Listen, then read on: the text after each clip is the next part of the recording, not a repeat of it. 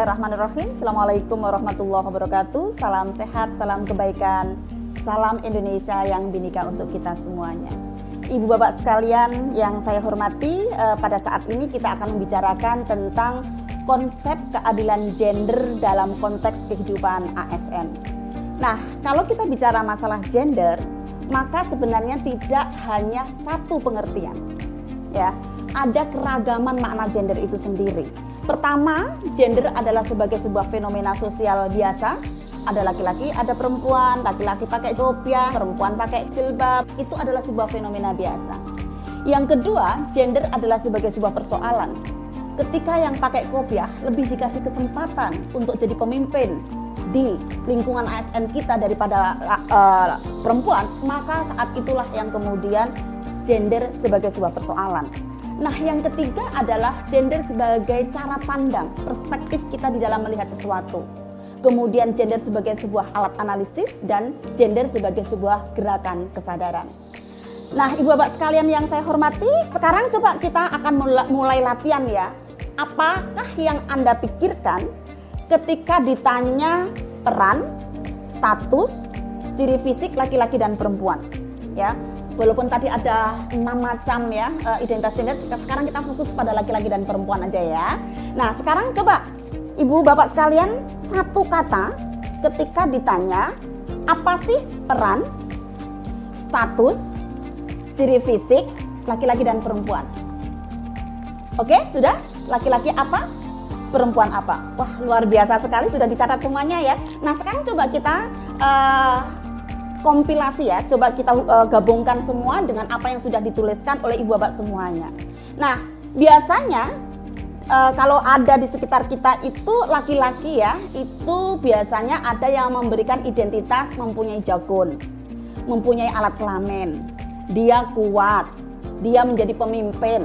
Dalam konteks agama misalnya dia dapat warisan double, dia rasional, dia menafkahi, membuahi, menjadi pelindung dan lebih kuasa. Itu biasanya kata-kata yang sering dilekatkan kepada istilah laki-laki. Sedangkan yang untuk perempuan misalnya adalah dia mempunyai vagina, dia menyusui, menstruasi, melahirkan, lembut, emosional, dinafkahi, didampingi, dipimpin, dilindungi, penggoda dan cerewet gitu ya. Nah, dari identifikasi apa yang sudah dilakukan oleh ibu bapak sekalian ini, kira-kira mana yang bisa dipertukarkan dan mana yang tidak dapat dipertukarkan. Nah, yang tidak dapat dipertukarkan itu ya yang kita sebut dengan kodrat atau di dalam teori kita sebut seks ya. Sedangkan yang dapat dipertukarkan itulah yang namanya gender ya. Yang itu hasil daripada sebuah konstruksi masyarakat. Misalnya apa tadi ya? Jadi kalau yang sifatnya kodrat itu adalah sesuatu yang melekat pada secara biologis dia laki-laki maupun dia perempuan gitu. Nah, sekarang kita mencoba melihat apa sih perbedaan antara jenis kelamin dan gender. Jenis kelamin yang tadi sering kita sebut sebagai kodrat ya. Jadi perempuan bisa menyusui itu kodrat, tapi mau menyusui berapa tahun, mau berapa lama ya, itu adalah konstruksi.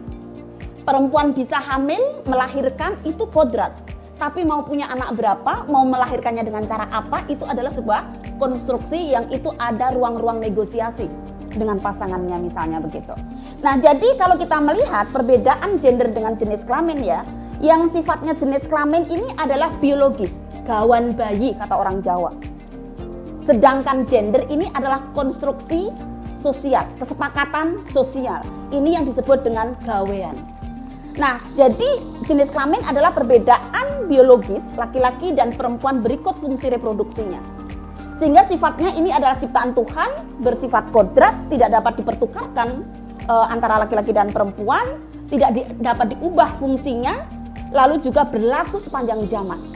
Jadi orang perempuan hamil baik di Indonesia maupun di Amerika ataupun di Gunung Kidul itu sama aja. Orang hamil ya seperti itu gitu. Karena itu yang sifatnya jenis kelamin atau kodrat ini adalah perempuan itu menstruasi termasuk premenopause, hamil, melahirkan, nifas dan menyusui. Sedangkan laki-laki kodratnya yang tidak bisa dilakukan oleh perempuan, mohon maaf ya, hanya satu toktil gitu, yaitu apa? Membuahi. Gitu kan. Nah, sedangkan gender adalah konstruksi sosial yang mana ini adalah perbedaan sifat peran, posisi, dan tanggung jawab laki-laki dan perempuan yang itu hasil konstruksi atau kesepakatan atau musyawarah sosial. Sehingga sifatnya adalah buatan manusia, bersifat sosial, dapat dipertukarkan sesuai dengan kepatutan budaya dan juga kesepakatan sosial, sesuai dengan kebutuhan dan juga tergantung kepada waktu dan juga kepatutan budaya setempat. Jadi cara paling mudah untuk membedakan apakah itu kodrat atau tidak adalah kira-kira pekerjaan itu dilakukan dengan alat kelamin atau tidak. Jadi kalau nyapu, bikinin minum untuk suami, itu kira-kira mau dilakukan dengan apa?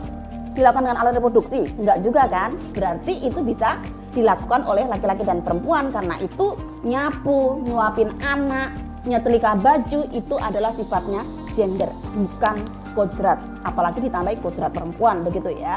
Itu. Nah, baik Ibu-Bapak sekalian, kapan gender itu menjadi sebuah persoalan? Gender akan menjadi sebuah masalah ketika menimbulkan ketidakadilan gender. Jadi kalau laki-laki berambut pendek, perempuan berambut panjang, nggak ada masalah. Laki-laki suka warna biru, perempuan suka warna pink, nggak ada persoalan.